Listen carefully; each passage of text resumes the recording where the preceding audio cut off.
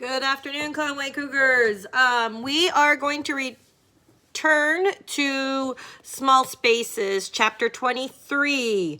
Remember the last time we spoke that Ollie had tricked Seth into figuring out a way to let them out. So here we go. Brian and Coco sprinted up to her when she touched the ground, and she found herself locked in the breathless three-way hug full of questions. Ollie, what happened? Asked Coco.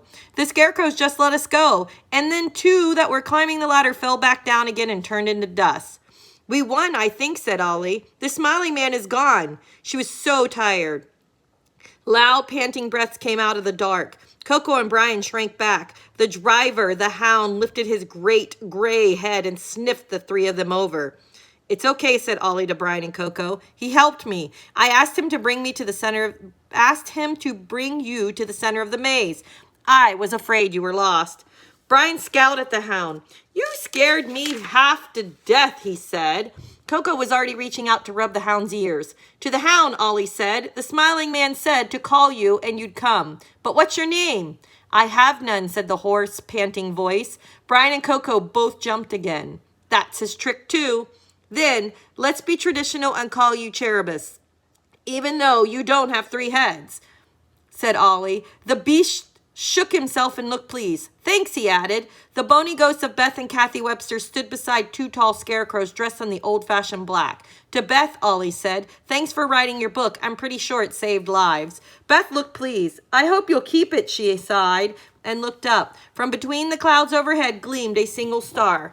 I'm going on. Not alone, I hope, said Ollie. Beth took the hand of the taller of the scarecrows and smiled at him. For a second, it seemed the scarecrow was smiling back. No, not alone. The scarecrows fell to dust and the ghost vanished. The last drops of water were sprinkled on the last people. Ollie heard Mr. Eastern sputtering. What on earth? As he heard Coco's soothing and creative explanation. She looked down at her watch, swung the compass around into the needle-pointed O. Let's go home, she said. No one get lost, okay? It took them till dawn to get out of the corn maze, which twisted on itself again and again, like the Monitor's labyrinth. They would have been lost without Ollie's watch. I don't understand, said Mr. Easton over and over. I don't understand. But he walked beside Ollie for a while and then back with Brian to make sure no one was lost in the darkness of the twisting stalks. The kids didn't talk much. They just walked, hanging on to each other. Dull with shock.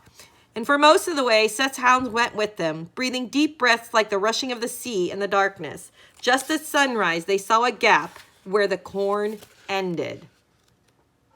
I'm going to read on to chapter 24 since that one was so short. The 6th grade of Bren Withers Middle School came out of the corn maze together, and Brian, Ollie, and Coco were holding hands as they did. They were laughing. Who cared if they were dirty? They were alive. The sky was a thin, living blue. The air smelled like an ordinary fall. Crisp leaves and smoke. There were no scarecrows. The mud and the cold and the fear in the past days was like a bad dream.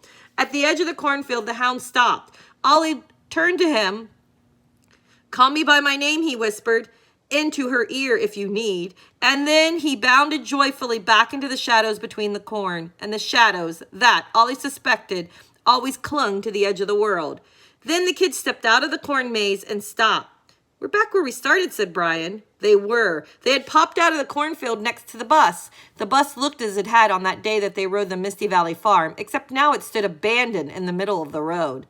A very serious crowd stood around the bus. A tow truck, 3 police cars, regular cars were lined up on both sides of the road with crowds of people dressed to tramp through the woods. A search party. Parents. All their parents. Some of them had obviously been crying. Mrs. Webster was there weeping hysterically. Her voice came to Ollie's ear as she stepped out of the corn. The scarecrows, she was saying. The scarecrows. And he smiled at me. I couldn't say no. Did you hear me? I couldn't say no. I said no, said Ollie, and I wanted my mom more than you wanted your old farm, even if you were going to jail. Heads turned as 30 kids broke out at once from a gap in the corn. Some people screamed with happiness and shock, but Ollie only had eyes for one of them. Dad, Ollie hollered, Dad. Her father whipped around. Ollie? Ollie? There was no color in his face, not even a bit, and there were marks like blue thumbprints under his eyes. Her father sent Officer Perkins sprawling when he sprinted towards her. Parents on all sides were running towards their kids, shouting questions, exclaiming, crying. Ollie found that she was running too, half blinded by tears. All around her, the sixth grade surged forward. "Mom!" cried Coco, and out of the corner of her eye, Ollie saw Coco swept up into a hug by a tall woman with thick ash-colored hair. Then Ollie and her dad collided, and they managed to stop just in time so he didn't run her over. He caught her to him tightly, and Ollie could feel him shake. "Ollie," he whispered. "Ollie, sweetheart, I was so worried. What happened?" "I love you, Dad," Ollie said. "I love you." She buried her face into his familiar flannel shoulder, but right before she did, her watch chimed softly, and Ollie glanced down. "Love," it said. Love you too, Mom," Ollie whispered. A month later, Mrs. Webster didn't go to jail. She was supposed to. She went to court and everything, but the night before her sentencing, she disappeared.